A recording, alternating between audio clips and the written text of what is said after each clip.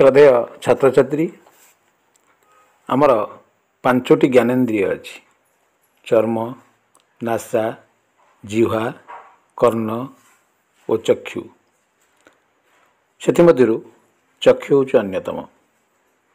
यह पिले एक संवेदनशील इंद्रिय।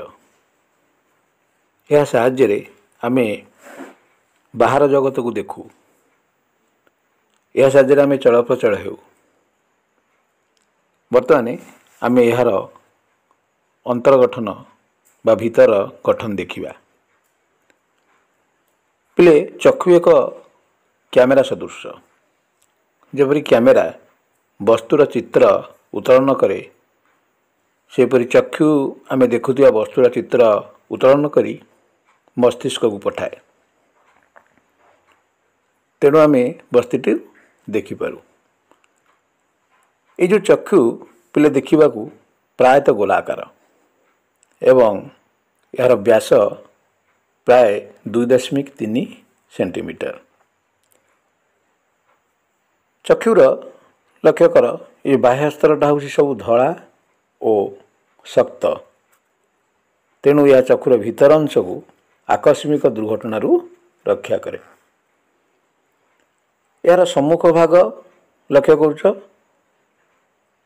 यार सम्मुख भाग एक स्वच्छ अंश जहाँ सामान्य को बाहर को बाहर के अच्छी जहाँ को आम कहे स्वच्छ पटल बा कर्निया।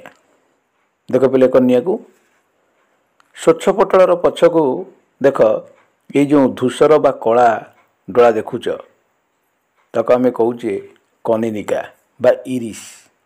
एटा पिला हूँ इरिस। केतेकर ये इरिस देखा नीला रंगर। कनिनिकार मध्यभाग को लक्ष्य कर। जो छोट गोटे कणा बा फुटा भाया देखा जाउची ताहा कहती नेत्र पितुड़ा बा प्यूपिल। नेत्र पितुड़ार पछपटे गोटे लेंस अच्छी। ये लेंस मझी भाग हूँ मोटा। क्यों लेंस मझी भाग पिला मोटे ना उत्तल लेंस मझी भागटा मोटा। तेणु ये लेंसटा हूँ एक उत्तल लेंस।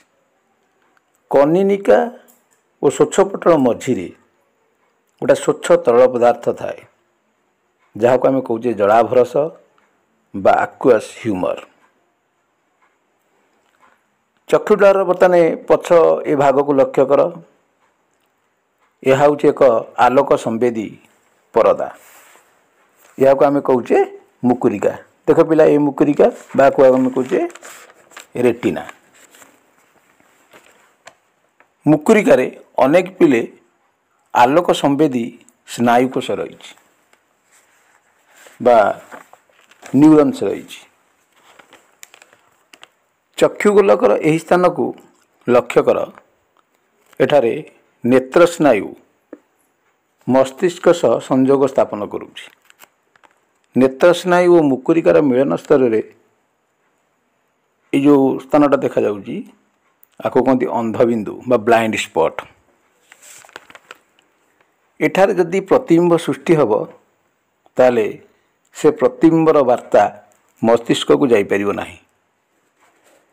कारण एठारे कौनसी स्नायुकोश बा न्यूरन्स नाहांती।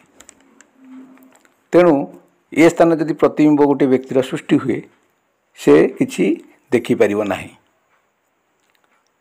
तेणु यह कहते अंधबिंदु बा ब्लाइंड स्पॉट। वर्तमान ये चक्षुर आम कार्य देखिबा। चक्षु किपरि कार्य करुछि। आलोक ये जो पतला स्वच्छ झिल्ली मध्य दे लेंस माध्यम रे गति करुछि। लेंस टी हूँ उत्तल। तेणु वस्तुर प्रतिबिंब जोटा सृष्टि होउछि से हूँ वास्तव क्षुद्र और ओलटा। यह वास्तव कहीं यह आमर रेटिनार परदार धरी रही पारुछि एवं वस्तु अपेक्षा यह हूँ आकार रे क्षुद्र एवं यह इनभर्ट बा उल्टा साइड उल्टा ही मुकुरिकार पड़ुछि। कनिनिकार मांसपेशी आलोकर उज्ज्वलता ଓ ବସ୍ତୁର ଦୂରତା ଅନୁଯାୟୀ संकुचित बा प्रसारित होई नेत्र पितुଳାର आकारକୁ नियंत्रण करुछि। नेत्र पितुଳାର आकार नियंत्रण हेले से अनुଯାयी आमर प्रतिबिंब मुकुरिका उपरे जाई पड़िबो। आमे उज्जवल आलोक रे जेतले वस्तु को देखिबा सेतले हम आखि मिंज मिंज कला हम देखिला वाला लागुछि, कारण से समय रे आमे आम आखिटा को संकुचित कर दउचे, जाफल कि जी परिमाण आलोक जीवा कथा आमर नेत्र पितुला दी जीव। आलोक तले मुकुरिकार पड़ुची से अनेक गुड़े अच्छा संवेदी स्नायुकोश से गुड़ सब क्रियाशील हो जाती एवं से माने विद्युत संकेत द्वारा स्नायुकोश माध्यम मस्तिष्क को वार्ता पठाती। प्रकृत पक्षे आमे वस्तु को ओलटा और छोट आकार रे देखुले मध्य अभ्यासगत होई आमे मस्तिष्क साहाय्य या ठीक रूपे देखि थाउ। पिले मुकुरिकार दुई प्रकार कोष थाए, गोटा हूँ कोन्स आउटा हूँ रड्स। कोन्स जो सेल गुड़ाक यह विभिन्न प्रकार रंग बारिबारे साहाय्य करे बा चिन्हिबारे साहाय्य करे। जदि कोन्स ठीक थिबो बा कोन्स र संख्या ठीक थिबो ताले आमे को वस्तु को रंग जानि परिबा। जदि सितरे प्रॉब्लम हुए ताले हमको वर्णांधता बा कलर ब्लाइंडनेस रोग आमठी देखा दब। आ रड्स कथा जो कहला या अति क्षीण आलोक जता आमर संध्या बेले हो भोर समय या मिंजी मिंजी आलोक रे देखिबारे साहाय्य करे। ये जो गुरुत्वपूर्ण चक्षु कथा कहिले आमे यार निश्चित भाव जत्न नवा। तेणु जदि आम आखिर किसी असुविधा है आमे सांगे सांगे जाई चक्षु विशेषज्ञ बा चक्षु डाक्तर परामर्श नवा। तेणु पिले आमे नियमित भाव चक्षु को परीक्षा करने उचित। जदि तुम चक्षु किसी प्रोब्लेम है डाक्तर चश्मा पिंधा कहला तो तुम चश्मा को व्यवहार कर। अनेक लोक चश्मा आनती किंतु घरे रखी दिखती मन हेले पिंधती ना सेमती ना चश्मा को पिंधा को पड़ो। अति उज्जवल कि अति क्षीण आलोक तुम पिले पाठ पढ़ो ना। अति क्षीण आलोक चक्षु उपर चाप पकाए मुंड बिंधे। अत्यधिक आलोक मध्याह्न सूर्यालोक लेजर रश्मि शक्तिशाली आलोक तुम मुकुरिका को नष्ट कर दिए। पिले सूर्य किंबा कौन शक्तिशाली आलोक उत्स को तुम खाली आखिरी सीधा साड़क देखिब ना।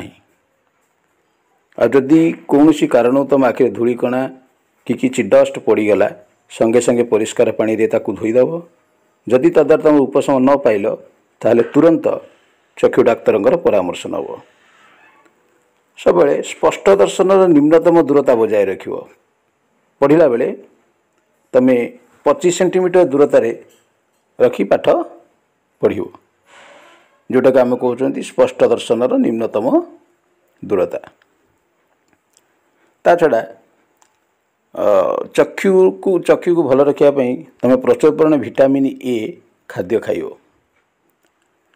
यही विटामिन ए अभाव अंधार कणा हुए जहाँ कहते नाइट ब्लाइंडनेस।